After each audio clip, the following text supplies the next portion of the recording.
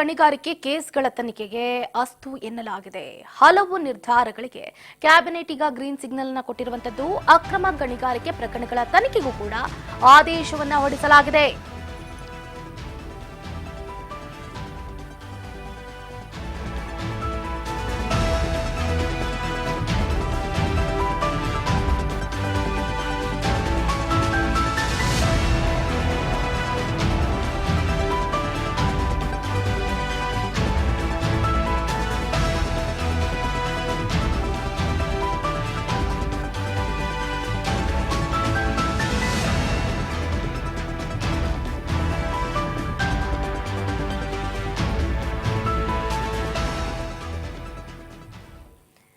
ಅಕ್ರಮ ಗಣಿಗಾರಿಕೆ ಕೇಸ್ಗಳ ತನಿಖೆಗೆ ಅಸ್ತು ಹೊಂದಿದೆ. ಹಲವು ನಿರ್ಧಾರಗಳಿಗೆ ಕ್ಯಾಬಿನೆಟ್ ಈಗ ಗ್ರೀನ್ ಸಿಗ್ನಲ್ ಅನ್ನು ಕೊಟ್ಟಿದೆ. ಅಕ್ರಮ ಗಣಿಗಾರಿಕೆ ಪ್ರಕರಣಗಳ ತನಿಖೆಗೂ ಕೂಡ ಆದೇಶವನ್ನು ಹೊರಡಿಸಿರುವಂತದ್ದು. ರೈತ ಸುರಕ್ಷಾ ಯೋಜನೆ, ಸಾವಯವ ಮತ್ತು ಸಿರಿಧಾನ್ಯ ಹಬ್ ಸ್ಥಾಪನೆ, ಹೊಸ ಆಸ್ಪತ್ರೆ ಸೌಲಭ್ಯಗಳು, ರೇಷ್ಮೆಗೂಡು ಮಾರುಕಟ್ಟೆ ನಿರ್ಮಾಣ ಮಾಡುವುದಕ್ಕೆ ಕ್ಯಾಬಿನೆಟ್ ಗ್ರೀನ್ ಸಿಗ್ನಲ್ ಅನ್ನು ಕೊಟ್ಟಿರುವಂತದ್ದು. ಇವತ್ತು ಕರ್ನಾಟಕ ಸಚಿವ ಸಂಪುಟ ಸಭೆಯಲ್ಲಿ ಹಲವಾರು ಪ್ರಮುಖ ನಿರ್ಧಾರಗಳನ್ನು ಕೈಗೊಳ್ಳಲಾಗಿದೆ. ರೈತ ಸುರಕ್ಷಾ ಯೋಜನೆ, ಸಾವಯವ ಮತ್ತು ಸಿರಿಧಾನ್ಯ ಹಬ್ ಸ್ಥಾಪನೆ, ಹೊಸ ಆಸ್ಪತ್ರೆ ಸೌಲಭ್ಯಗಳು ಮತ್ತು ರೇಷ್ಮೆಗೂಡು ಮಾರುಕಟ್ಟೆ ನಿರ್ಮಾಣಕ್ಕೆ ಅನುಮೋದನೆ ನೀಡಲಾಗಿದೆ. ಅಕ್ರಮ ಗಣಿಗಾರಿಕೆ ಪ್ರಕರಣಗಳ ತನಿಖೆಗೂ ಕೂಡ ಆದೇಶವನ್ನು ಹೊರಡಿಸಲಾಗಿರುವಂತದ್ದು. ಇವತ್ತು ವಿಧಾನಸೌಧದಲ್ಲಿ ಸಿಎಂ ಸಿದ್ದರಾಮಯ್ಯನವರ ನೇತೃತ್ವದಲ್ಲಿ ರಾಜ್ಯ ಸಚಿವ ಸಂಪುಟ ಸಭೆಯನ್ನ ನಡೆಸಲಾಯಿತು. ಈ ಸಭೆಯಲ್ಲಿ DCM DK Shivakumar, KJ George, Chaluvarayaswamy, Zameer Ahmed, doctor G Parameshwar, Bosaraju ಸೇರಿದಂತೆ ಹಲವಾರು ನಾಯಕರು ಭಾಗಿಯಾಗಿದ್ರು. ಮಹತ್ವದ ವಿಷಯಗಳ ಬಗ್ಗೆ ಚರ್ಚೆಯನ್ನು ಕೂಡ ನಡೆಸಿದ್ದಾರೆ. ರಾಜ್ಯ ಸಚಿವ ಸಂಪುಟ ಸಭೆಯಲ್ಲಿ ಕೈಗೊಂಡಂತಹ ನಿರ್ಧಾರಗಳನ್ನು ಕೂಡ ಗಮನಿಸಬೇಕಾಗುತ್ತೆ. ಸಚಿವ ಸಂಪುಟ ಸಭೆ ಬಳಿಕ ಮಾಧ್ಯಮದವರೊಂದಿಗೆ ಮಾತನಾಡಿದಂತಹ ಕಾನೂನು ಸಚಿವ ಎಚ್.ಕೆ. ಪಾಟೀಲ್ ನಾಮ ನಿರ್ದೇಶನ ಮಾಡುವುದಕ್ಕೆ ರಾಜ್ಯಪಾಲರಿಗೆ ಶಿಫಾರಸನ್ನ ಮಾಡುವುದಕ್ಕೆ ಸಿಎಂ ಸಿದ್ದರಾಮಯ್ಯನವರಿಗೆ ಕ್ಯಾಬಿನೆಟ್ ಅಧಿಕಾರವನ್ನು ಕೊಟ್ಟುಬಿಟ್ಟಿದೆ. 2024-25 ಹಾಗೆ 26ರ ಕರ್ನಾಟಕ ರೈತ ಸುರಕ್ಷಾ ಪ್ರಧಾನಮಂತ್ರಿ ಫಸಲ್ ಭೀಮಾ ಯೋಜನೆಯನ್ನ ಕಪ್ ಅಂಡ್ ಕಪ್ ಮಾದರಿಯಲ್ಲಿ ಅನುಷ್ಠಾನಗೊಳಿಸುವುದಕ್ಕೆ ಸೂಚನೆಯನ್ನ ಕೊಟ್ಟಿದೆ. ಈಗಾಗಲೇ ಹೊರಡಿಸಿರುವಂತಹ ಆದೇಶಕ್ಕೆ ಹಾಗೆ ಯೋಜನೆಯನ್ನ ಜಾರಿಗೊಳಿಸೋದಕ್ಕೆ ಕ್ಲಸ್ಟರ್ ವಾರ್ ವಿಮಾ ಸಂಸ್ಥೆಗಳಿಗೆ ಕಾರ್ಯ ಹಂಚಿಕೆ ಮಾಡಿರುವ ಕ್ರಮಕ್ಕೆ ಘಟನೋತ್ತರ ಅನುಮೋದನೆಯನ್ನ ಕೊಡಲಾಗಿದೆ. ರಾಷ್ಟ್ರೀಯ ಕೃಷಿ ವಿಕಾಸ ಯೋಜನೆ ಅಡಿಯಲ್ಲಿ ಬೆಂಗಳೂರಿನ ಹೆಬ್ಬಾಳದಲ್ಲಿ ಸಾವಯವ ಮತ್ತು ಸಿರಿಧಾನ್ಯ ಹಬ್ ಅನ್ನ 20 ಕೋಟಿ ರೂಪಾಯಿ ಮೊತ್ತದಲ್ಲೇ ಕೇಂದ್ರ ಸರ್ಕಾರ ಏನಿದೆಯಲ್ಲ 12,000 ಕೋಟಿಗಳಷ್ಟು ಹೊಂದಿದೆ. ರಾಜ್ಯದಲ್ಲಿ 8,000 ಕೋಟಿಗಳಷ್ಟು ಪಡೆಯೋದ್ರ ಮುಖಾಂತರ ಆಡಳಿತಾತ್ಮಕ ಅನುಮೋದನೆಗೆ ಗ್ರೀನ್ ಸಿಗ್ನಲ್ ಅನ್ನ ಕೊಟ್ಟಿರುವಂತದ್ದು. ಅಷ್ಟೇ ಅಲ್ಲದೆ ಅಕ್ರಮ ಗಣಿಗಾರಿಕೆ 10 ಕಂಪನಿಗಳ ವಿರುದ್ಧ ಲೋಕಾಯುಕ್ತ ಎಸ್ಐಟಿ ತನಿಖೆಗೆ ಸಂಪುಟ ತೀರ್ಮಾನವನ್ನ ಕೈಗೊಂಡಿರುವಂತದ್ದು. ಅಕ್ರಮ ಗಣಿಗಾರಿಕೆ ಕುರಿತಾಗಿ 10 ಕಂಪನಿಗಳಿಗೆ ಸಿ ಪ್ರವರ್ಗ ಗಣಿ ಗುತ್ತಿಗೆ ವಿರುದ್ಧ ಪ್ರಕರಣವನ್ನ ದಾಖಲಿಸಿಕೊಂಡು ತನಿಖೆಯನ್ನ ನಡೆಸೋದಕ್ಕೆ ಲೋಕಾಯುಕ್ತ ಎಸ್ಐಟಿಗೆ ವಹಿಸುವುದಕ್ಕೆ ಸಂಪುಟ ನಿರ್ಧಾರವನ್ನ ಮಾಡಿದೆ. Mysuru manganese company, M Dasharatha Ramareddy company, Allam Veerabhadra ಗಣಿ ಕಂಪನಿ, ಕರ್ನಾಟಕ ಲಿಂಪೋ ಗಣಿ ಕಂಪನಿ, ಅಂಜನಾ ಮಿನರಲ್ಸ್, ರಜ್ಜಾ ಕಾರಂ ಗಣಿ, Milana minerals, M Srinivasulu company, G Rajashekar company, Channakeshava Reddy Lakshmi Narasimha mining company ವಿರುದ್ಧ ತನಿಖೆಗೆ ನಿರ್ಧಾರವನ್ನ ಕೈಗೊಳ್ಳಲಾಗಿರುವಂತದ್ದು.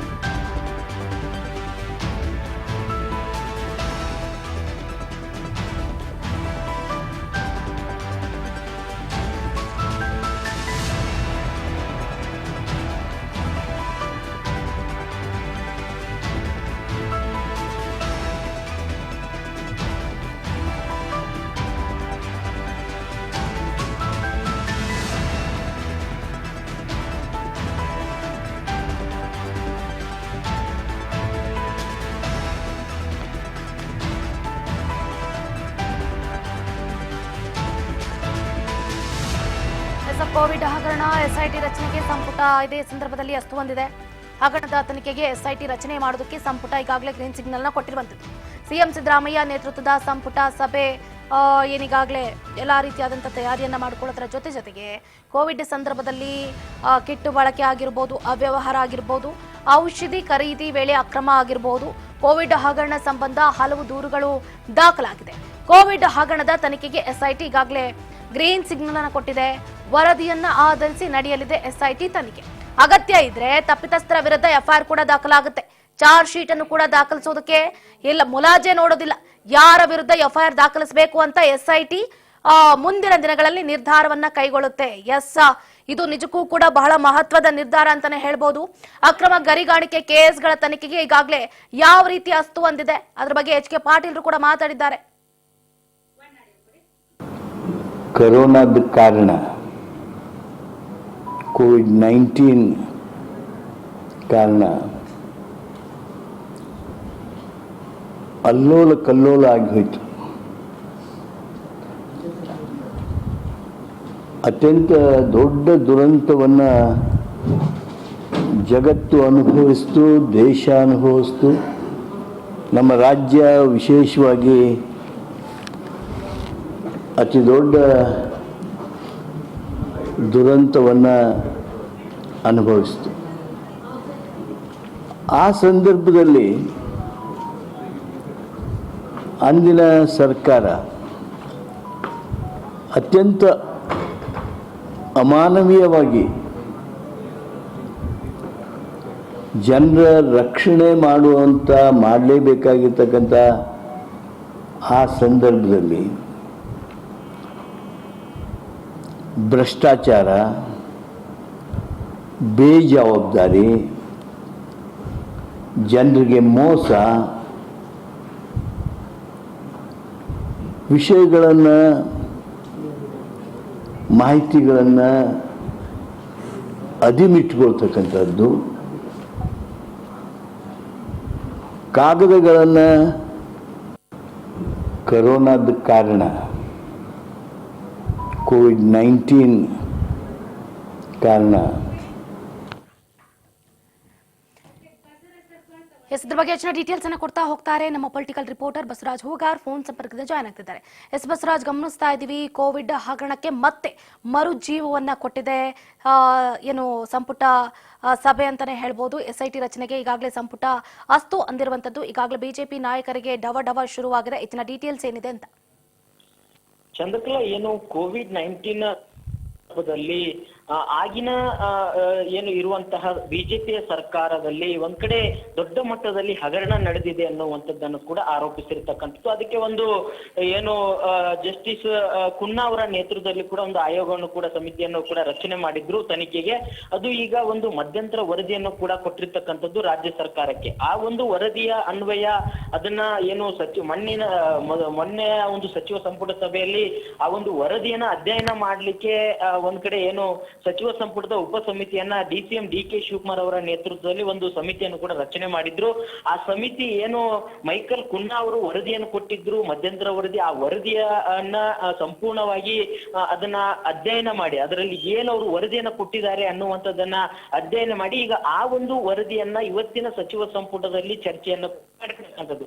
ಪ್ರಮುಖವಾಗಿ ಮೈಕಲ್ ಕುನ್ನಾ ಅವರ ಆ ಒಂದು ವರದಿಯಲ್ಲಿ ಒಂದು ಪಿಪಿ ಕಿಟ್ ಅನ್ನ ರಾಜ್ಯದಲ್ಲಿ 300 ರೂಪಾಯಿಂದ 350 ರೂಪಾಯಿಗೆ ಸಿಗುವಂತ ಪಿಪಿ ಕಿಟ್ ಅನ್ನ ಚೀನಾ ದೇಶದಿಂದ ಹೊರದೇಶದಿಂದ ಒಂದು 3,000 ರೂಪಾಯಿ ಒಂದು ಲೆಕ್ಕದಲ್ಲಿ ಕೂಡ ಅದನ್ನ ಪಡೆದುಕೊಂಡಿದ್ದಾರೆ. ಈ ರೀತಿಯಾಗಿ ಖರೀದಿ ಮಾಡಿ ದೊಡ್ಡ ಮಟ್ಟದಲ್ಲಿ ಅಕ್ರಮವನ್ನ ಎಸಗಿದ್ದಾರೆ ಅನ್ನುವಂಥದ್ದನ್ನು ಅದರ ಉಲ್ಲೇಖ ಮಾಡಿ ಆಗಿನ ಸಿಎಂ ಆಗಿರ್ತಕ್ಕಂಥ ಈಗ ಮಾಜಿ ಸಿಎಂ ಆಗಿರುವಂತ ಬಿ.ಎಸ್. ಯಡಿಯೂರಪ್ಪನವರು ಮತ್ತೆ ಅವಾಗ ಆರೋಗ್ಯ ಸಚಿವರಾಗಿರ್ತಕ್ಕಂಥ ಶ್ರೀರಾಮುಲು ಈಗ ಮಾಜಿ ಸಚಿವರು ಶ್ರೀರಾಮುಲು ಅವರು ಇಬ್ಬರೂ ಕೂಡ ಅದರ ಅಕ್ರಮದಲ್ಲಿ ಭಾಗಿಯಾಗಿದ್ದಾರೆ. ಹಾಗಾಗಿ ಅವರ ವಿರುದ್ಧವಾಗಿ ಒಂದು ಪ್ರಾಸಿಕ್ಯೂಷನ್ಗೆ ಅನುಮತಿ ಕೇಳದೆ ತನಿಖೆ ನಡೆಸಬೇಕು ಅನ್ನುವಂಥದ್ದನ್ನು ಕೂಡ ಒಂದು ಮೈಕಲ್ ಕುನ್ನಾ ಅವರ ಆಯೋಗ ಅದು ಶಿಫಾರಸು ಕೂಡ ಮಾಡಿತ್ತು. ಅದರಂತೆ ಇವತ್ತಿನ ಸಚಿವ ಸಂಪುಟದಲ್ಲಿ ಕೂಡ ಚರ್ಚೆ ನಡೆಸಿ ಏನೋ ಮಧ್ಯಂತರ ವರದಿ ಅನ್ವಯ ಏನು ಅಲ್ಲಿ ಅಕ್ರಮವಾಗಿದೆ ಅನ್ನುವಂಥದ್ದು ಏನು ಗೊತ್ತಾಗಿದೆ, ಅದನ್ನ ಒಂದು ತನಿಖೆ ನಡೆಸುವಂತ ನಿಟ್ಟಿನಲ್ಲಿ ಒಂದು SIT ಒಂದು ರಚನೆ ಮಾಡಿ ಅದನ್ನ ಒಂದು ತನಿಖೆ ನಡೆಸಬೇಕು. ಏನೋ ಈಗಾಗಲೇ ಸಿಕ್ಕಿರ್ತಕ್ಕಂಥ ಅಂದ್ರೆ ಮಧ್ಯಂತರ ವರದಿ ಅನ್ವಯ ಯಾರೆಲ್ಲ ಅದರಲ್ಲಿ ಭಾಗಿಯಾಗಿದ್ದಾರೆ ಅನ್ನುವಂಥದ್ದು ಏನು ಅದರಲ್ಲಿ ಉಲ್ಲೇಖ ಮಾಡಿದ್ದಾರೆ, ಆ ಒಂದು ಆಧಾರದ ಅಡಿಯಲ್ಲಿ ಅವನ್ನ ತನಿಖೆ ನಡೆಸಿ ಬೇಕಾದ್ರೆ FIR ಕೂಡ ಹಾಕುವಂತ ಸಾಧ್ಯತೆ ಕೂಡ ಇರುವಂತದ್ದು. FIR ಹಾಕಿ ಚಾರ್ಜ್ ಶೀಟ್ ಅನ್ನ ಸಲ್ಲಿಕೆ ಮಾಡಿ ಮುಂದಿನ ಕಾನೂನು ರೀತಿಯಲ್ಲಿ ಕ್ರಮ ಕೈಗೊಳ್ಳೋಣ ಅನ್ನುವಂತ ನಿರ್ಧಾರಕ್ಕೆ ಕೂಡ ಇವತ್ತಿನ ಸಚಿವ ಸಂಪುಟ ಸಭೆ ಬಂದಿರತಕ್ಕಂಥದ್ದು. ಚಂದ್ರ ಎಸ್ ಬಸವರಾಜ್, ನಾವು ಇನ್ನೊಂದು ಕೂಡ ಗಮನಿಸಬೇಕಾಗುತ್ತೆ. ಒಂದು ಕಡೆ ಕೋವಿಡ್ ಹಗರಣ ಸೈಡ್ ಲೈನ್ ಮಾಡಿದ್ರೆ ಇತ್ತ ಅಕ್ರಮ ಗಣಿಗಾರಿಕೆ ಹಾಗೆ 10 ಕಂಪನಿಗಳ ವಿರುದ್ಧ ಲೋಕಾಯುಕ್ತ SIT ತನಿಖೆಗೆ ಸಂಪುಟ ಇವತ್ತು ತೀರ್ಮಾನವನ್ನ ಕೈಗೊಂಡಿರುವಂತದ್ದು. ಇದ್ರ ಬಗ್ಗೆ ಚಂದ್ರಕಲಾ, ಒಂದ್ ಕಡೆ ಇವತ್ತು ಸಚಿವ ಸಂಪುಟದಲ್ಲಿ ಪ್ರಮುಖವಾಗಿ 2 ವಿಚಾರಗಳನ್ನ ಕೈಗೆತ್ತಿಕೊಂಡಿರ್ತಕ್ಕಂಥ ಸಂಪುಟ ಸಭೆ, ಒಂದು COVID-19 ಹಗರಣ, ಇನ್ನೊಂದು ಅಕ್ರಮವಾಗಿ ಒಂದು ಅಂದ್ರೆ ಪರವಾನಗಿ ಇಲ್ಲದೆ ಗಣಿಗಾರಿಕೆ ನಡೆಸಿರ್ತಕ್ಕಂಥ ಸುಮಾರು 10 ಕಂಪನಿಗಳು, ಆ 10 ಕಂಪನಿಗಳ ವಿರುದ್ಧವಾಗಿ ತನಿಖೆ ಕೂಡ ಆಗಿರ್ಲಿಲ್ಲ, ಆಗ್ಬೇಕಾಗಿತ್ತು ಅನ್ನುವಂಥದ್ದು ಕೂಡ HK ಪಾಟೀಲ್ ಕೂಡ ಹೇಳಿದ್ರು. ಹಾಗಾಗಿ ಆ ತನಿಖೆ ಆಗಿಲ್ಲ. ಹಾಗಾಗಿ ಇವತ್ತಿನ ಸಚಿವ ಸಂಪುಟದಲ್ಲಿ 10 ಒಂದು ಗಣಿಗಾರಿಕೆ ಕಂಪನಿಗಳ ವಿರುದ್ಧವಾಗಿ ಒಂದು ಲೋಕಾಯುಕ್ತದಲ್ಲಿ ಒಂದು SIT ಒಂದು ತನಿಖೆ ನಡೆಸಬೇಕು ಅನ್ನೋ ಇವತ್ತಿನ ಸಚಿವ ಸಂಪುಟದಲ್ಲಿ ಒಂದು ನಿರ್ಧಾರ ಕೂಡ ಮಾಡಿರ್ತಕ್ಕಂಥದ್ದು. ಹಾಗಾಗಿ ಅಕ್ರಮವಾಗಿ ಏನು ಗಣಿಗಾರಿಕೆ ಮಾಡಿರ್ತಕ್ಕಂಥ 10 ಕಂಪನಿಗಳ ವಿರುದ್ಧ ಕೂಡ ಸಮಗ್ರವಾಗಿ ತನಿಖೆ ಆಗ್ಬೇಕು, ಅದನ್ನ ವರದಿಯನ್ನು ಕೂಡ ಕೊಡಬೇಕು ಅನ್ನುವಂತ ನಿಟ್ಟಿನಲ್ಲಿ ಕೂಡ ರಾಜ್ಯ ಸರ್ಕಾರ ಮುಂದಾಗಿರ್ತಕ್ಕಂಥದ್ದು. Chandrakala, yes, thank you Basavaraj Hugar ನಿಮ್ಮ ಕಂಪ್ಲೀಟ್ ಮಾಹಿತಿಗಾಗಿ.